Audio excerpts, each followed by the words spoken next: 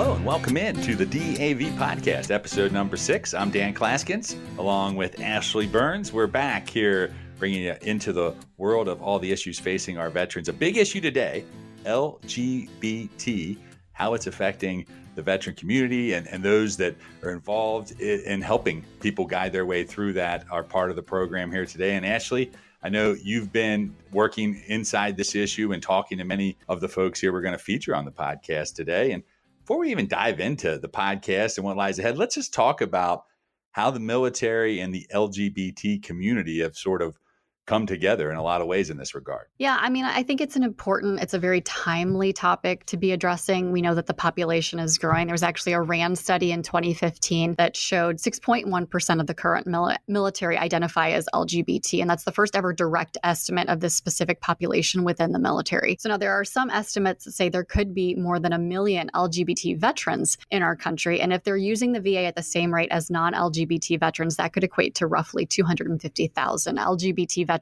being served by the Veterans Health Administration. So there's certainly a growing concern that their issues need to be properly addressed, that the barriers that they have getting their benefits are being properly identified, and that we're working to create this culture within the VA and within our VSO community that is both welcoming and compassionate. A lot of things to dive into there. Before we do that, let's do some basic updates on what's going on at DAV. And DAV.org, that is our website. So if you're out there, you're a veteran that needs help, we have all kinds of resources there for you, whether it's help with your benefits, maybe you need some transportation to an appointment, some employment opportunities, plenty there. Visit DAV.org. It's also a place you can go and donate. Help us help veterans. We help over 1 million veterans each and every single year in life-changing ways and making an impact, obviously, here. And Ashley, we're wrapping up 2019. It's hard to believe how fast this year's gone. This is our 6th episode, 5 great episodes in the books. And you can go back, you can listen to the Alive Day story of Jim Searsley. We've got Medal of Honor with Woody Williams out there. Of course, our Miracles on the Mountainside with the Winter Sports Clinic, as well as the 22 Many, our episode dedicated to the veteran suicide issue. And we've got a lot of good stuff coming along too. But DAV's been busy this year. A lot of accomplishments out there, a lot of victories we've helped create for veterans. Oh, absolutely. Yeah, this has been an incredibly busy year and certainly no sign of stopping. There's lots that we have left to come in 2020. One of the big issues that we've been focusing on is burn pits. It's certainly a topic of concern. You know, some are calling it the Agent Orange of this next generation of veterans, something that needs to be addressed before it becomes problematic to the point of Agent Orange as it was for Vietnam. So DAV's been working on some original legislation, a very original idea of the concession of exposure. And we're hoping that we can promote some legislation here to come either by the end of the year, hopefully into the next year. We'll really gain some traction and start looking to help those veterans that were exposed to burn pits. Obviously, women veterans are always a primary focus. There was some legislation that DAV helped to inspire that just passed within the House Veterans Affairs Committee. So we're very excited to see where that's going to go. And then Blue Water Navy veterans, I know we've really beat the drum on this issue, but it's a very important topic. We've seen some Blue Water Navy legislation, some very critical laws passed within this year. And now we just have to make sure that it stays on course for implementation on January 1st. The work is never done in helping our veterans. And that's why we're so happy to bring you this podcast to tell you all the stories and the issues facing our heroes. And this one, definitely LGBT, a big topic. We're going to hear from Dr. Michael Kauth, the director of the LGBT Health Program for the Department of Veteran Affairs. We're also going to talk with Lindsay, who, after dealing with her struggles as a lesbian serving our nation during the Don't Ask, Don't Tell era of the military, founded Minority Veterans of America, helping all different types of minorities feeling like they belong. DAV's Todd Hunter caught up with her recently to learn more about her incredible journey. So we're here with Lindsay Church, the CEO and co-founder of Minority Veterans of America. Lindsay, can you go ahead and tell me a little bit about yourself, please? Absolutely. So my name is Lindsay. I am the CEO and co-founder of Minority Veterans of America. I am a queer, gender non-conforming woman veteran. I served in the Navy from 2008 to 2012 as a Persian Farsi linguist. I was medically retired in 2012 and returned home to Washington State. And so tell me the backstory about how Minority Veterans of America got started. So when I returned to Washington, I went to the University of Washington to get my undergrad and eventually my master's. When I got there, I did a lot of isolation behavior where I just didn't talk to anybody, didn't really know anybody, didn't know how to make friends. I really struggled with trying to make community after service, both within the veteran community and also within the LGBTQ community. I struggled to reintegrate in both populations. With the veteran community, I didn't feel that comfortable because I was a queer person, and with the queer community, I felt shame for having put myself back in a closet and voluntarily served under Don't Ask, Don't Tell. And so as a grad student, after I got my undergrad, I knew that I needed to find community, and so I started working with veterans at the school, as well as I was the commander of an American Legion post. And so in my experiences working with veterans from all different walks of life, I found that there were a lot of folks that were not represented in the community, so there were a lot of folks that were left out, or folks that didn't feel comfortable being a part of the community because their identities were often under attack when they went into these spaces, or they had to basically hide these identities in order to make it more comfortable for everybody to exist. So through my own experience of struggling through feeling like I didn't belong, I found others that also felt that same understanding. And so it wasn't just queer vets, it wasn't just women vets, it was also veterans of color, it was religious minorities, it was folks that didn't have the same lived experience as myself to understand what my identity felt like in the veteran community, but there was a common thread among what we were experiencing. And so through that common thread of folks coming out of the woodwork saying, I also experienced this like outsider isolation from the community, and I want somewhere to be.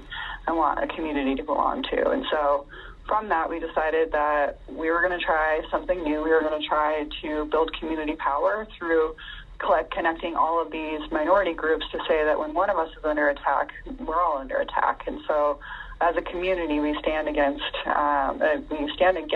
anything we stand with each other in moments of adversity. So things like when the trans ban was announced, the community showed up, whether they were trans or not, whether they had an investment or not, because we know that it's not right, and we know that we stand with our community. I'm going to kind of just take a detour here for half a second. Yeah. For someone, you talk about being queer. Now, I think in times past, that term was a slur used, but that's Absolutely. Not necessarily the case. Can you explain exactly what that means?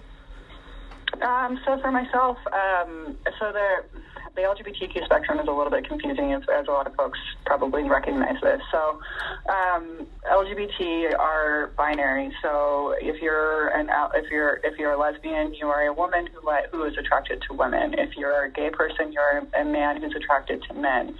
Bisexual, the same idea. With folks like myself who don't necessarily identify specifically as like, I'm very strongly woman, or I'm definitely not man, but like being in that middle, there's no binary for me. So I identify as a lesbian, but that also doesn't necessarily take into account that my gender is not fully woman. So for me, the identity of queer is actually more open and accepting than any other binary in our alphabet of identities. And so, yes, it used to be seen as a slur, and for years I also felt the same draw when somebody would call me queer. But over time, it's one of those things that our community has accepted and said, this is ours. You don't get to use this against us anymore. This is ours. Now, do you find that you most of the discrimination comes from within the veteran community or from outside of the veteran community? I find personally, because I spend a lot of time with veterans and in the veteran community, I find more of the discrimination comes from inside the community than it does outside. I think that the general public just doesn't know what the veteran community truly looks like. They're used to seeing a specific image or a specific type of person that shows up on TV shows, on movies, that looks like a veteran to them. They don't understand that folks like myself or folks that don't look like that narrative are also veterans. But the veteran community itself is actually the one that treats us poorly for our identities. I find more discrimination happens inside our community than outside ever. You mentioned how Minority Veterans of America wants to establish a community for minority veterans. Can you tell me a little bit about kind of some of your advocacy efforts and some of your legislative goals that you guys are working toward? So we try to identify priorities within each one of the communities. So each community has a different priority. All of our advocacy and policy efforts are all working towards advancing the equity gap. So there's a major equity gap that exists between straight white Christian male veterans and the rest of the community. And so our advocacy and policy efforts are working towards addressing those equity gaps. So, for example, we've actually been working with Modern Military Association of America, which is formerly OutServe, on a lot of advocacy around removing the transgender military ban, knowing that it's inequitable for transgender folks to not be able to access or be a part of the military, as well as the folks that are still serving that are transgender, experiencing adversity, and all sorts of systematic discrimination that we have to stand up to. So, like, we've been a part of the conversation around women veterans' access to health care. I had the opportunity to testify at the Women Veteran Task Force about women veterans' access to health care and what we can do culturally to make it easier for women veterans to access health care. Tell me a little bit what it's like to experience Pride Month as a LGBTQ veteran. Yeah, so I think I alluded to it earlier about how there's a lot of shame that I felt when I came out of the military for having voluntarily known that when I served or when I was going into the military that I was voluntarily putting myself back in a closet under Don't Ask, Don't Tell. There are a lot of folks that have very similar experiences to myself, where it's almost like your identity is fractured. Like, you live this life where you're military all the time, but you don't get to talk about your queerness because you're living under a policy that says you can't. And then you go into your queer life, and it's really hard to navigate bringing your military into that because it's not safe. The more people that know about your secret, the more likely it is to be found out. So you live this life of, like, really deep uncertainty and really, really, like, deep discomfort for what your lifestyle is and how you navigate that in the world. And so when you get out, like, for myself, I couldn't break down that fracture. I actually didn't start working with LGBTQ veterans or anybody until about 2 years ago, when I accidentally stumbled into a roundtable thinking I was going to be the token veteran, but I was in a queer roundtable, or I thought I was going to be the queer person at the table, but I was actually the veteran at the table of queer folks. And so I accidentally stumbled into this place of, like, talking about what it means to serve under Don't Ask, Don't Tell with a group of civilians. And it was like I broke the seal, like, just inadvertently. And then all of a sudden I was talking about my experience, and then more folks were doing that. And so later on, I actually ended up getting appointed to the City of Seattle's LGBTQ Commission. And as part of that, last year I got to help raise the City of Seattle's Pride flag. And I think I wrote about it, and it was such an incredible experience to have gone from living such an incredible life of shame to standing at the base of the flagpole, raising the pride flag for the entire city that I had lived in, for portions of my life. That sounds like an amazing experience. Yeah, I mean, it's a crazy, like, just a pendulum swing, but to be able to really, truly, like, stand up and express yourself, and also, like, recognize that I stood at the base of the flagpole on a base garrison and raised the American flag.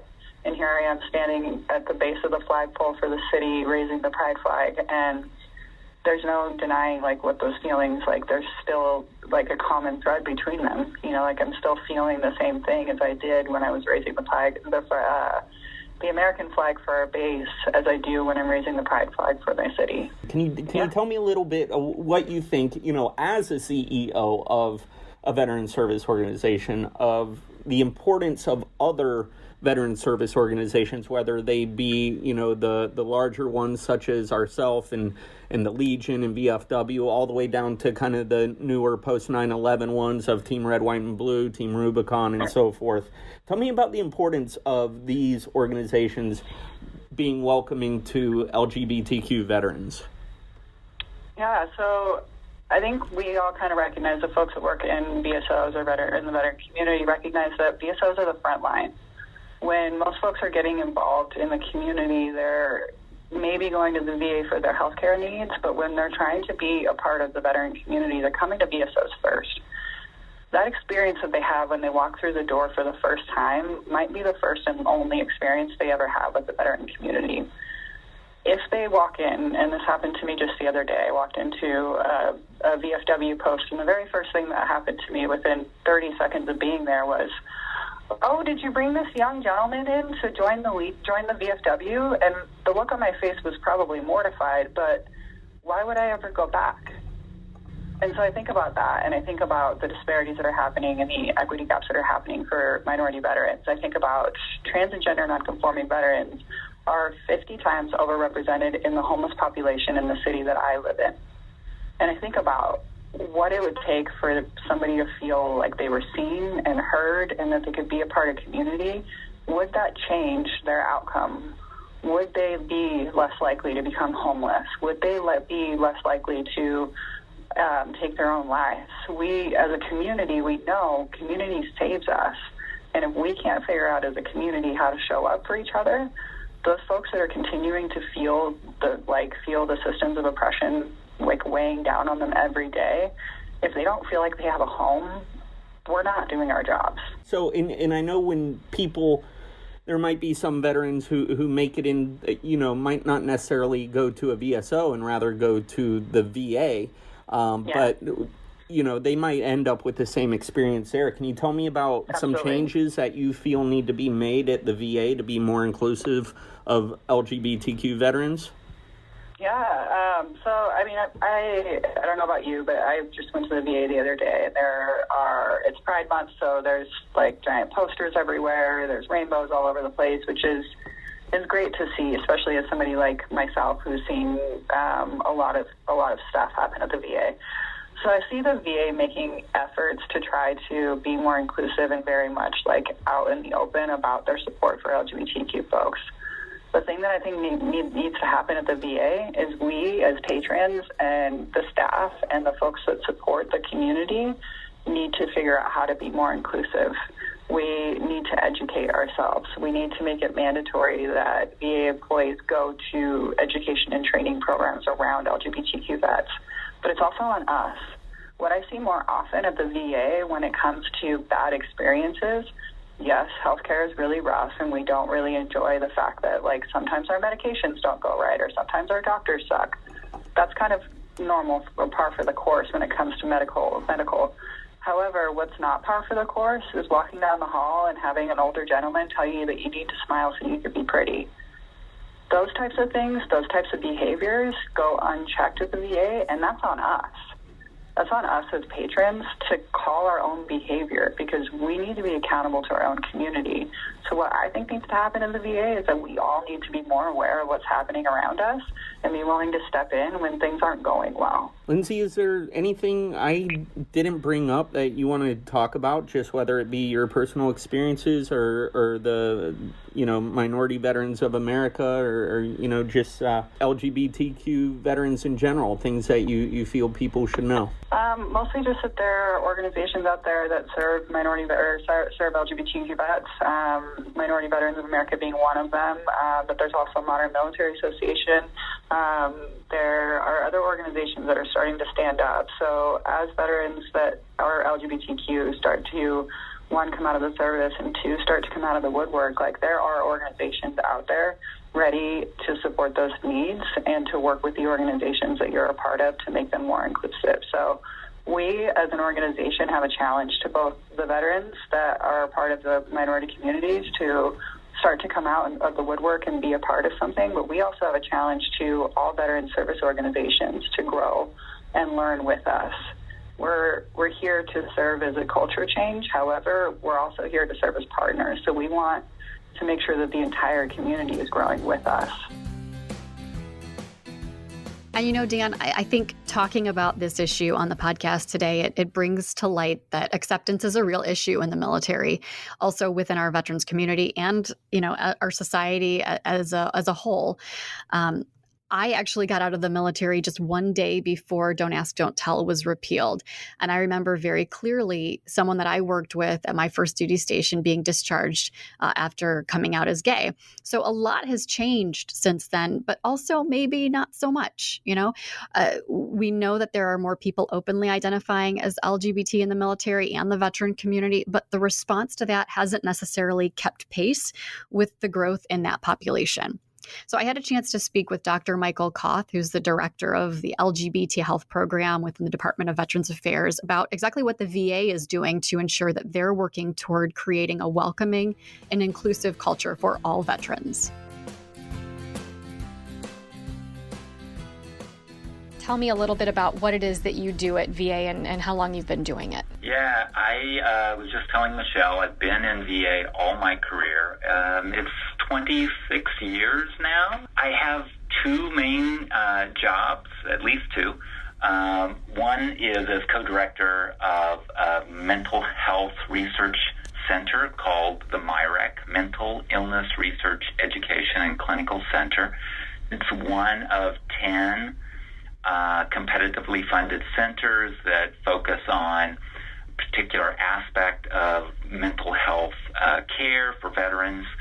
Our focus is on providing evidence-based treatments and the delivery of those treatments to vulnerable populations, particularly rural veterans. And we're in the fairly rural area of the country, in East Texas, Arkansas, Mississippi, Louisiana. The other half of my job is a central office job. I'm one of two people who serve as the director for the LGBT Health Program, currently under Office of Patient Care Services now. And that office has been up and running since 2012. It actually started about a year after the VA released their first national healthcare policy on transgender care. And I was involved in the communication rollout of that healthcare policy because of my education background and training background. And my colleague, Jillian Shippard, who is the other half of the director role, was also involved in that communication work group. This was also the time Don't Ask, Don't Tell was being repealed, and VA was getting flooded with lots of questions about what they're doing to address the needs of not just transgender veterans, but lesbian, gay, and bisexual veterans as well. This was all in the news. It was people from outside of VA who wanted to know more, people inside of VA who wanted to know more, and weirdly enough for us, myself and Jillian Shippard were the two people who answered those questions because we were, that was our area of expertise, and we were involved in the transgender directive rollout. So we leveraged that position to an office because we said, these issues are going to continue to be important. We're going to continue to get lots of questions from the field. We need to be doing more in this area. And central office agreed. Yeah, I mean, it's clearly an important topic. It's like I was in the military actually at the time when Don't Ask, Don't Tell was repealed. So, yeah, I mean, I remember that very clearly, very vividly. And it's an area that, it's only going to become more important as we go along. Can I ask what your interest in this particular vein of study was, or how you ended up in this field? Sexuality, sexual attraction, sexual health has always been an interest of mine since I was a graduate student. In the early days of my career in the VA, I worked in HIV mainly, and all of those interests kind of intersected in the work in HIV clinics. When the concept of the MIRECs came along, it was actually my background in training and education with HIV patients that got me noticed by the center director, who invited me to be the director of education for that center. Okay. What is VA's official policy on LGBT veterans, and really what's the goal for VA in serving this population? Good question. The VA's policy is that all veterans deserve respect and dignity. VA has a non-discrimination patient care policy that includes sexual orientation and gender identity and expression among the characteristics that we will not discriminate against. And we have 2 healthcare policies that address the unique needs of this diverse population. There is a healthcare directive for transgender veterans and a directive for veterans who identify as lesbian, gay, or bisexual. So the overall goal is, I think, to serve all who served and do that in an affirming way, and have VA be the provider of choice for all veterans, including veterans who identify as LGBT or have related identities. Right. Now, I know one of VA's strong suits, and one of the things that we talk about a lot, is this sort of wraparound care, that it's really focused on the whole veteran. So, how does VA support LGBT veterans across that whole spectrum of care? LGBT veterans, like our veterans in general, have similar kinds of health conditions that involve them in primary care and in mental health sometimes, and specialty care. They also have some unique needs as a result of historically being stigmatized and discriminated against. Minority stress can be viewed kind of as a chronic stressor that can contribute to depression, increased anxiety, even suicidal ideation. Over time, it can result in maladaptive ways of coping, drinking too much, using substances to cope, not engaging in healthy, positive behaviors, and not seeking health care when you need it. At a societal level, minority stress also contributes to, frankly, not training healthcare providers to treat people like them, because it has historically not been viewed as very important. So all of those things together contribute to LGBT people, not just veterans, but LGBT people having higher rates of some health conditions, both mental and physical health conditions, compared to non-LGBT people. So to address those higher rates of health conditions within the VA, we ask that our clinical providers do an assessment of patient's sexual orientation as well as their gender identity, and take a brief history of sexual health, and do appropriate follow-up based on the responses they get to identify risks of mental and physical health conditions that need to be treated. Now, you mentioned kind of in talking about the care and services that are provided,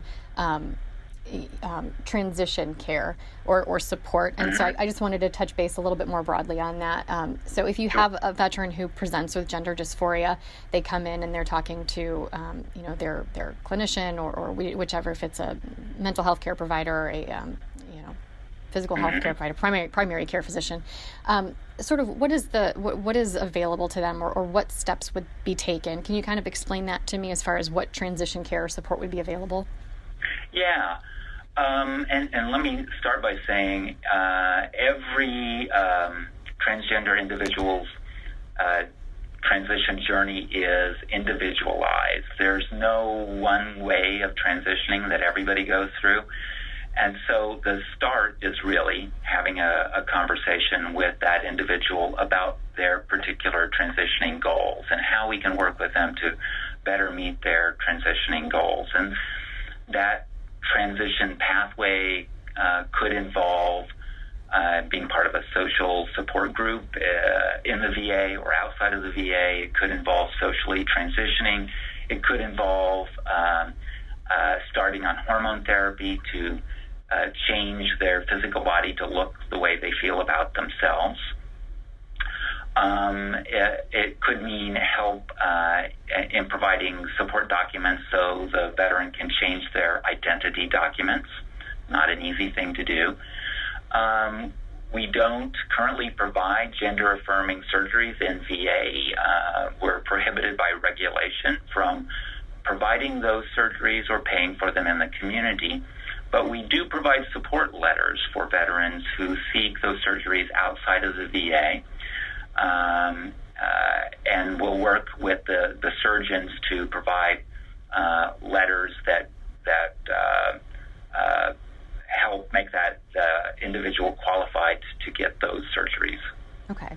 Now, it's great to hear you say all of this, and it seems like VA's really been making an effort to ensure that, its policies and programs and services are in place to support this population. And it seems like the goal is really to break down the stigma that may be associated with LGBT veterans so that they can, in fact, access the care and benefits that they earned through their service. And you kind of touched on this a little bit when you're talking about training. Like, I know with women veterans issues, VA has done some mini residency programs to try and, help clinical providers get up to speed with certain, unique gender-specific issues. What kind of training do you incorporate to help make the patient experience better? It was my understanding that there were some, possibly some fellowships that were available. Is that still happening? Or Okay. Yeah. So there are different levels of training. We have at least 6 or 7 online trainings available 24/7 on demand and the VA's educational platform. Most of those are also available outside of the VA to community providers as well through a public health platform called VHA Train, TRAIN, where community providers can get that same training for free and get free continuing medical education. Those 6 or 7 trainings are largely focused on clinical providers to raise their awareness about health disparities and how to treat the mental and physical health needs of LGBT veterans. A couple of them are broad and more general and geared to non-clinical staff.